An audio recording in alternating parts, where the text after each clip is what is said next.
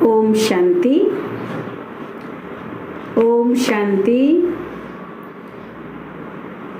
कल बाप दादा ने हम सबको सिखाया कि हमें सिंपल रहना है।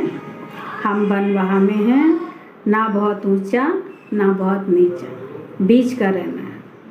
और बाबा ने हमें सिखाया कि अशरीरी बनने का अभ्यास करना है, अपने संकल्पों को कंट्रोल करना है और आत्माओं को सेवा करनी है, संदेश देना है। कोई भी आत्मा वंचित न रह जाए, सबको बाप का परिचय देना है। और आज हम सब देख रहे हैं कि इन दिनों में नवरात्र चल रहे हैं। घर घर में, पूरे भारत में एक पवित्र वायुमंडल बना हुआ है, वातावरण बना हुआ है कि हम सब 9 देवियों की पूजा कर रहे हैं, व्रत रख रहे हैं, खान पान शुद्ध रखा हुआ है, हमने पवित्र भी रह रहे हैं। इन 9 दिनों में हम देखते हैं कि 9 देवियों के दिनों में हम 9 दिन प्योरिटी का पालन भी करते हैं, खान पान भी शुद्ध रखते हैं, शारीरिक भी स्वच्छता रखते हैं, मानसिक भी स्वच्छता रखते हैं कि मन में कोई व्यर्थ और नेगेटिव ना चले। देवी माँ के ही साथ हमारा समय बीते, देवी का ही हम कीर्तन करें, गुणगान करें। तो हम सब स्थूल में तो करते हैं, लेकिन परमात्मा पिता ने हमें बताया कि 9 दिनों में देवी दुर्गा के ही 9 रूप हैं और देवी दुर्गा को अष्टभुजाधारी कहते हैं।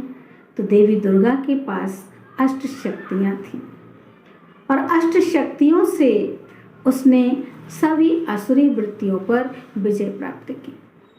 तो इसलिए हम सब इस चीज़ को समझें और प्रैक्टिकल जीवन में धारण करें कि हमें अपने जीवन को देवतुल्य बनाना है, दैवी बनाना है, सबको देना है और अपने गुणों को परिवर्तन करना है। नम्रता, मधुरता, शांति, प्रेम, हर्षित मुक्ता, गुणग्राहकता, सहनशीलता, संतुष्टता, ऐसे अनेक गुण हैं। हम रोज एक गुण को धारण करें, एक शक्ति को धारण करें तो 9 दिन में हम देवी समान बन सकते हैं, धारणा कर सकते हैं। देवी भी हमारे जैसी थी, इसलिए ऐसा हमें पुरुषार्थ करना है। तो और अब हम सुनते हैं आज के मधुर महावाक्य। तो बाबा के आज के 20/10/2020 की मुरली है और भगवान हमें रोज झोली भरता है, वरदान देता है और वरदानों से हमको फलीभूत बनाता है, अपने जीवन में अप्लाई करना है।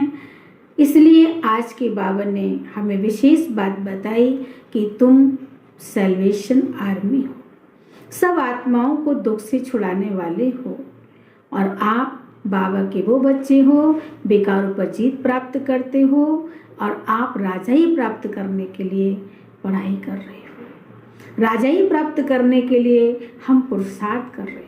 तो बाबा हमें रोज एक महावाक्य बताते हैं कि आप अपने को आत्मा समझकर मुझ पाप को याद करो और देखो, चेक करो कि आज मेरे मन में कौन सा व्यर्थ संकल्प चला, कौन सी हलचल पैदा हुई। अपने मन को कंट्रोल करना है, मन को एकाग्र करना है, तभी हम मनमना भव रह सकते हैं, तभी मेडिटेशन भी कर सकते हैं। तो चलिए अब सुनते हैं महावाक्यों को विस्तार से। तो आज के बाप दादा ने मधुर महावाक्यों में हमें बहुत शिक्षा मीठी दी है और कहा, मीठे बच्चे। हम सब जानते हैं कि हम सब मीठे तो नहीं हैं इतने, लेकिन बाबा हमें मीठे बच्चे कह करके हमें मीठा बना रहे हैं। तो बाप की महावाक्य, मीठे बच्चे तुम हो स्पिरिचुअल रूहानी इनकॉग्निटो सैल्वेशन आर्मी। तुम्हें सारी दुनिया को सैल्वेज करना है, डूबे हुए बेड़े को पार लगाना है। प्रश्न है, संगम पर बाप कौन सी यूनिवर्सिटी खोलते हैं जो सारे कल्प में नहीं होती? उत्तर, राजाई प्राप्त करने के लिए पढ़ने की गॉड फादर यूनिवर्सिटी व कॉलेज संगम पर बाप ही खोलते हैं। ऐसी यूनिवर्सिटी सारे कल्प में नहीं होती। इस यूनिवर्सिटी में पढ़ाई पढ़कर तुम डबल सिरताज राजाओं का राजा बनते हो। ओम शांति। मीठे मीठे रूहानी बच्चों से पहले पहले बाबा पूछते हैं, यहाँ आकर जब बैठते हो तो अपने को आत्मा समझ बाप को याद करते हो, क्योंकि यहाँ तुमको कोई धंधा धोरी मित्र संबंधी आदि नहीं है। कहाँ? मधुबन में, माउंट आबू में। जब बाबा से मिलने जाते हैं तो वहाँ कोई धंधा कारोबार तो होता नहीं है। तो बाबा ने कहा यहाँ कोई धंधा थोड़ी नहीं है, इसलिए यहाँ पर आत्मा समझ के बाबा को याद करो। तुम ये विचार करके आते हो कि हम बेहद के बाप से मिलने जाते हैं। कौन कहते हैं? आत्मा शरीर द्वारा बोलती है। पारलौकिक बाप ने शरीर उधार पर लिया है। इनसे समझाते हैं ये एक ही बार होता है जो बेहद का बाप आकर सिखलाते हैं। अपने को आत्मा समझ बाप को याद करने से तुम्हारा बेड़ा पार होगा। हर एक का बेड़ा डूबा हुआ है। जो जितना पुरुषार्थ करेंगे उतना बेड़ा पार होगा। गाते हैं ना, हे माझी नैया मेरी पार लगाओ। वास्तव में हर एक को अपने पुरुषार्थ से पार जाना है। जैसे तैरना सिखलाते हैं, फिर सीख जाते हैं तो आप ही तैरते हैं। वह सब है जिस्मानी बातें, ये है रूहानी बातें। तुम जानते हो आत्मा अभी कीचड़ के दुवन में फंस गई है। इस पर हिरण का भी मिसाल देते हैं कि हिरण पानी समझ के दौड़ता है, उसे प्यास लगती है और पानी समझ दौड़ता है। जब दौड़ता है तो आगे रेत दिखाई देता है, दौड़ते हुए रेत चमकीला होता है और लास्ट में दौड़ता दौड़ते से आखिर पानी नहीं मिलता है, उसी धोखे में रह जाता है। इसी तरह बाबा ने मिसाल बताया है कि वो पानी समझकर दौड़ता है हिरण, परंतु वह होते कीचड़ तो उसमें फंस पड़ते हैं। कभी कभी स्टीमर्स मोटरें आदि भी कीचड़ में फंस पड़ती हैं, फिर उनको सैल्वेज करते हैं। वह सब हैं सैल्वेशन आर्मी। तुम हो रूहानी। तुम जानते हो सब माया के दुवन में बहुत फंसे हुए हैं। इनको माया का दुवन कहा जाता है। बाप आकर समझाते हैं इनसे तुम कैसे निकल सकते हो। वह सैल्वेज करते हैं। उसमें मदद चाहिए आदमी को आदमी की। यहाँ तो फिर आत्मा जाकर दुवन में फंसी है। बाप रास्ता बताते हैं इनसे तुम कैसे निकल सकते हो। फिर दूसरों को भी रास्ता बता सकते हो। अपने को और दूसरों को रास्ता बताना है कि तुम्हारी नैया इस विषय सागर से क्षीर सागर में कैसे जाए। सत्युग को कहते हैं क्षीर सागर, अर्थात सुख का सागर। ये है दुख का सागर। रावण दुख के सागर में डुबोते हैं, बाप आकर सुख के सागर में ले जाते हैं। तुमको रूहानी सैल्वेशन आर्मी कहा जाता है। तुम श्रीमत पर सबको रास्ता बताते हो, हर एक को समझाते हो। दो बाप हैं, एक हद का, दूसरा बेहद का। लौकिक बाप होते हुए भी सब पारलौकिक बाप को याद करते हैं, परंतु उनको जानते बिल्कुल नहीं हैं। बाबा कोई गिलानी नहीं करते हैं, परंतु ड्रामा का राज समझाते हैं। ये भी समझाने के लिए कहते हैं कि इस समय सभी मनुष्य मात्र 5 विकारों रूपी दलदल में फंसे हुए आसुरी संप्रदाय हैं। दैवी संप्रदाय को आसुरी संप्रदाय जाकर नमन करते हैं, क्योंकि वे संपूर्ण निर्विकारी हैं।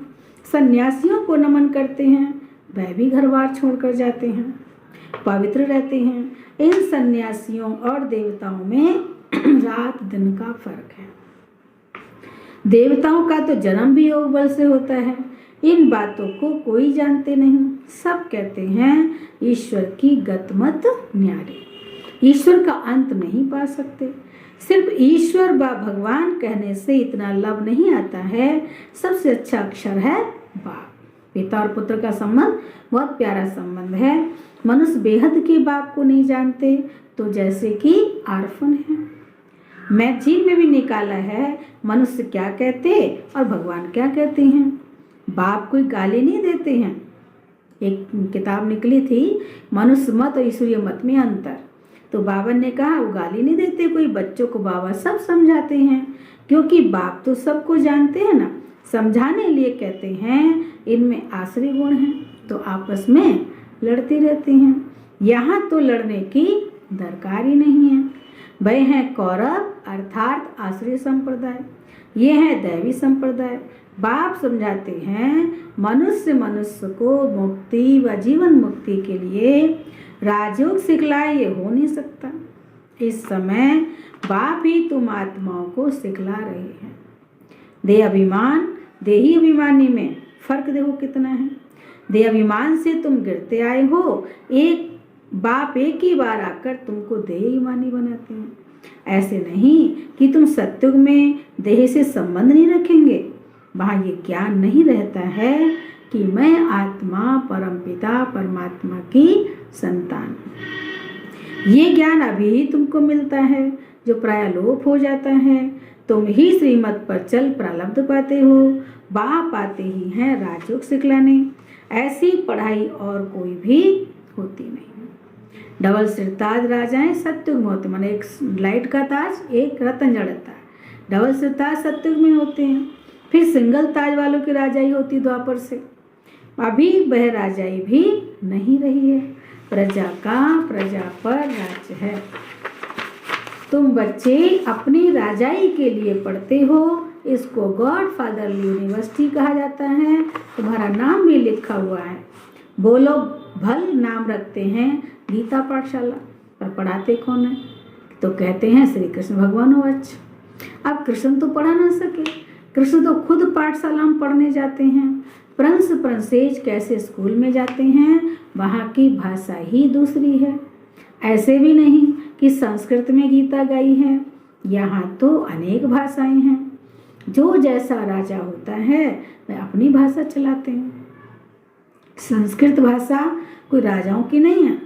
बाबा कोई संस्कृत नहीं सिखलाते हैं, बाप तो राजयोग सिखलाते हैं सत्युग के लिए। बाप कहते हैं काम महाशत्रु है, इन पर जीत पहनो, प्रतिज्ञा कराते हैं। यहाँ जो भी आते हैं उनसे प्रतिज्ञा कराई जाती है। काम पर जीत पाने से तुम जगत जीत बनेंगे, ये है मुख्य विकार। ये हिंसा द्वापर से चली जाती है, जिससे वाम मार्ग शुरू हुआ। देवताएं कैसे वाम मार्ग में जाते हैं, उनका भी मंदिर है, वहाँ बहुत अच्छी चित्र बनाए हैं। बाकी वाम मार्ग में कब गए उसकी तिथि तारीख तो है नहीं। इसलिए बाप कहते हैं कोई कैसे हो पढ़ते, कोई कैसे हो पढ़ते। मनुष्य ईश्वर प्रभु आदि भिन्न भिन्न नामों से याद करते हैं, परंतु उन बेचारों को पता ही नहीं है कि आत्मा अपने बाप को याद करती है कि हे बाबा आकर शांति दो। यहाँ तो कर्मेंद्रियों से पाठ बजा रहे हैं तो शांति कैसे मिलेगी। विश्व में शांति थी जबकि लक्ष्मी नारायण का राज्य था, परंतु लाखों बरस कल्प की आयु कह दी है तो मनुष्य बेचारे कैसे समझेंगे। जब इनका देवताओं का राज्य था तो एक राज्य एक धर्म था, और कोई खंड में ऐसे नहीं कहते कि एक धर्म एक राज्य हो। यहाँ आत्मा मांगती है एक राज्य हो, तुम्हारी आत्मा जानती है अब हम एक राज्य स्थापन कर रहे हैं, वहाँ सारे विश्व के मालिक हम रहेंगे। बाप हमको सब कुछ दे देते हैं, कोई भी हमसे राजाई छीन नहीं सकते। हम सारे विश्व के मालिक बन जाते हैं। विश्व में कोई सूक्ष्म वतन मूल वतन नहीं आता है, इस सृष्टि का चक्र तो यहाँ फिरता रहता है। इसको बाप जो रचयिता है वही जानते हैं। ऐसे नहीं कि रचना रचते, बाप आते ही हैं संगम पर पुरानी दुनिया से नई दुनिया बनाने। दूर देश से बाबा आया हुआ है, तुम जानते हो नई दुनिया हमारे लिए बन रही है। बाबा हम आत्माओं का श्रृंगार कर रहे हैं, उनके साथ फिर शरीरों का भी श्रृंगार हो जाएगा। आत्मा पवित्र होने से फिर शरीर भी सतो प्रधान मिलेंगे, सतो प्रधान तत्वों से शरीर बनेंगे। इन्हों का सतो प्रधान शरीर है, इसलिए नेचुरल ब्यूटी रहती है। सत्युग में सतो प्रधान शरीर होगा तो ब्यूटी भी नेचुरल रहती है। आजकल बनावटी ब्यूटी वहाँ पर नहीं होगी, तो नेचुरल ब्यूटी रहती है। गाया भी जाता है रिलीजन इज माइट। अब माइट मिली कहाँ से? एक ही देवी देवताओं का रिलीजन है जिससे माइट मिलती है। ये देवताएं ही सारे विश्व के मालिक बनते हैं और कोई विश्व के मालिक नहीं बनते। तुमको कितनी माइट मिलती है? लिखा हुआ भी है, आदि सनातन देवी देवता धर्म की स्थापना शिव बाबा ब्रह्मा द्वारा करते हैं। ये बातें दुनिया में कोई जानते थोड़ी हैं। बाप कहते हैं मैं ब्राह्मण कुल स्थापन करता हूँ, फिर उन्हों को सूर्यवंशी डायनेस्टी में ले जाता हूँ। जो अच्छी रीति पढ़ते हैं वह पास हो सूर्यवंशी में आते हैं। है सारी ज्ञान की बात। उन्होंने फिर स्थूल बाण हथियार आदि दिखाए हैं। बाण चलाना भी सीखते हैं। छोटे बच्चों को भी बंदूक चलाना सिखाते, ट्रेनिंग होती है ना हर चीज़ की, तो सब सिखाते हैं। बंदूक चलाना भी सिखाते हैं, बाण चलाना भी सिखाते हैं। तुम्हारा फिर है योग का बाण, हमारा जो है ज्ञान का योग का बाण है। बाप कहते हैं माँ में कम याद करोगे तो तुम्हारे विकर्म विनाश होंगे। हिंसा की कोई बात नहीं है। तुम्हारी पढ़ाई भी है गुप्त। तुम हो स्पिरिचुअल रूहानी सेल्वेशन आर्मी। ये कोई को मालूम नहीं है कि रूहानी आर्मी कैसे होती है। तुम हो इनकॉग्निटो स्पिरिचुअल रूहानी सेल्वेशन आर्मी। सारी दुनिया को तुम सेल्वेज करते हो। सबका बेड़ा डूबा हुआ है, बाकी सोने की कोई लंका है नहीं। ऐसे नहीं कि सोनी द्वारिका नीचे चली गई है, वो निकल आएगी, नहीं। द्वारिका में भी इनका राज्य था, परंतु कब था? सतयुग में था। सतयुगी राजाओं की ड्रेस ही अलग होती है, त्रेता की ड्रेस अलग। भिन्न भिन्न ड्रेस, भिन्न भिन्न रस्म रिवाज होती है। हर एक राजा की रस्म रिवाज अपनी अपनी।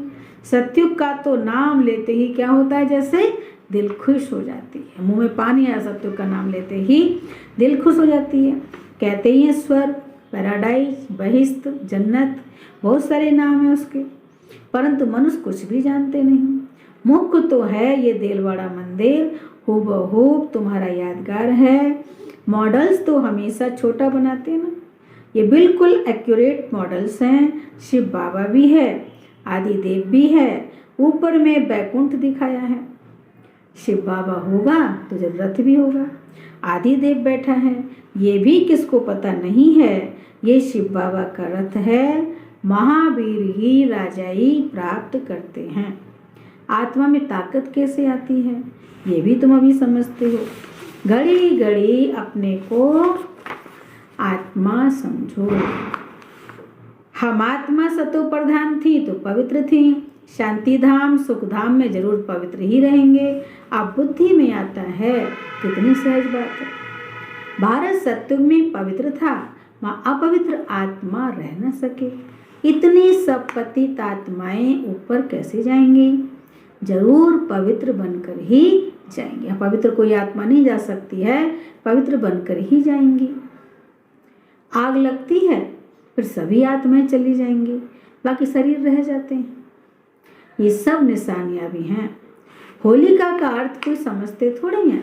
सारी दुनिया इसमें स्वाहा होनी, बेहद की होलिका, सारी दुनिया स्वाहा होनी, ये ज्ञान यज्ञ है। ज्ञान अक्षर निकाल वाक्य रुद्र यज्ञ कह देते हैं, वास्तव में ये है रुद्र ज्ञान यज्ञ। ये ब्राह्मणों द्वारा ही रचा जाता है। सच्चे सच्चे ब्राह्मण तुम हो। प्रजापिता ब्रह्मा की तो सब औलाद है ना। ब्रह्मा द्वारा ही मनुष्य सृष्टि रची जाती है। ब्रह्मा को ही ग्रेट ग्रेट ग्रैंडफादर कहा जाता है। इनका सिजरा होता है ना, जैसे अलग अलग बिरादरी का सिजरा रखते हैं। तुम्हारी बुद्धि में है कि मूल वतन में है आत्माओं का सिजरा। कायदे मुझे शिव बाबा, फिर ब्रह्मा विष्णु शंकर, फिर लक्ष्मी नारायण आदि, ये सब हैं मनुष्यों के सिजरे। इस सृष्टि पे ही चलता है ना सब। अच्छा, मीठे मीठे सिक्के लदे बच्चों प्रति माता पिता बाप दादा का याद प्यार और गुड मॉर्निंग। रूहानी बाप की रूहानी बच्चों को नमस्ते। हम रूहानी बच्चों की रूहानी बाप दादा को नमस्ते नमस्ते, गुड मॉर्निंग। बाबा ने कितनी मीठी मुरली सुनाई और बाबा ने बाद में हम सबको बहुत प्यार से याद प्यार किया।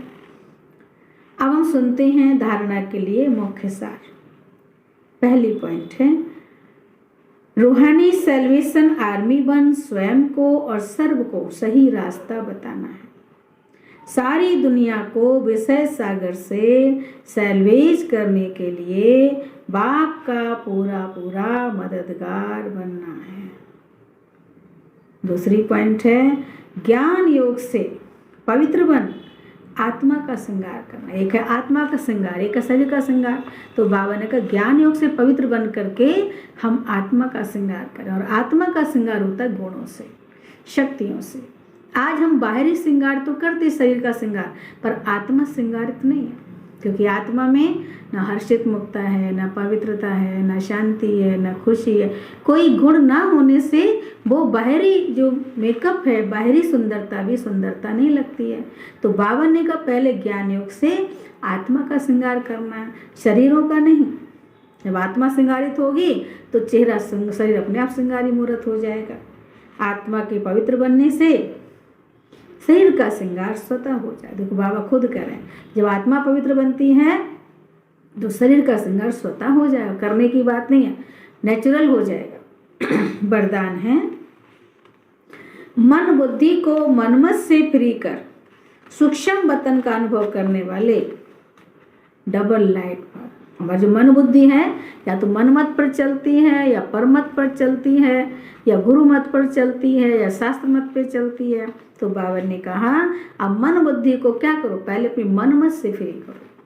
जब मनमत से फ्री करेंगे तो हम सूक्ष्म वतन का अनुभव करने वाले डबल लाइट बन जाएंगे। विस्तार है सिर्फ संकल्प शक्ति, सारा खेल संकल्प होगा। हमारे संकल्प पता नहीं एक सेकंड में कहाँ कहाँ चले जाते हैं। तो सिर्फ संकल्प शक्ति अर्थात मन और बुद्धि को सदा मनमत से खाली रखो। तो यहाँ रहते भी वतन की सभी सीनरियां ऐसे स्पष्ट अनुभव करेंगे जैसे दुनिया की कोई भी सीन स्पष्ट दिखाई देती है। इस अनुभूति के लिए कोई भी बोझ अपने ऊपर नहीं रखो। ये अनुभूति कब कर सकेंगे, जब हम सब बोझ से हल्के होंगे, फारिग होंगे। कोई बोझ नहीं रखो, सब बोझ बाप को देकर डबल लाइट बनो। मन बुद्धि से सदा शुद्ध संकल्प का भोजन करो। कभी भी व्यर्थ संकल्प व विकल्प का अशुद्ध भोजन ना करो। बुद्धि का भोजन है शुद्ध संकल्प, तो शक्ति आती है। और अशुद्ध संकल्प हम चलाते हैं तो शक्ति हमारी डाउन होती है, हम डाउन कमजोर होते जाते हैं अंदर से। तो बाबा ने कहा इसलिए मन की शक्ति, मनोबल हमको बढ़ाना है पॉजिटिविटी से, श्रेष्ठ संकल्पों से। तो बाबा ने कभी भी व्यर्थ संकल्प व विकल्प का अशुद्ध भोजन ना करो, तो बोझ से हल्के होकर ऊंची स्थिति का अनुभव कर सकेंगे। तो बोझ से हल्के होंगे, हम ऊंची स्थिति का अनुभव कर सकेंगे। स्लोगन है व्यर्थ को फुल स्टॉप दो और शुभ भावना का स्टॉक फुल करो। जब व्यर्थ को फुल स्टॉप लगेगा तो हम शुभ भावना का स्टॉक हमारा फुल होता जाए। और जब व्यर्थ रहेगा तो हम किसी के प्रति भी शुभ नहीं सोच सकते, ना अपने लिए सोच सकते ना औरों के लिए सोच सकते, स्टॉक ही नहीं रहेगा। तो बाबा ने आज बहुत अच्छा स्लोगन दिया है, व्यर्थ को फुल स्टॉप दो और शुभ भावना का स्टॉक फुल करो। ओम शांति, ओम शांति, ओम शांति।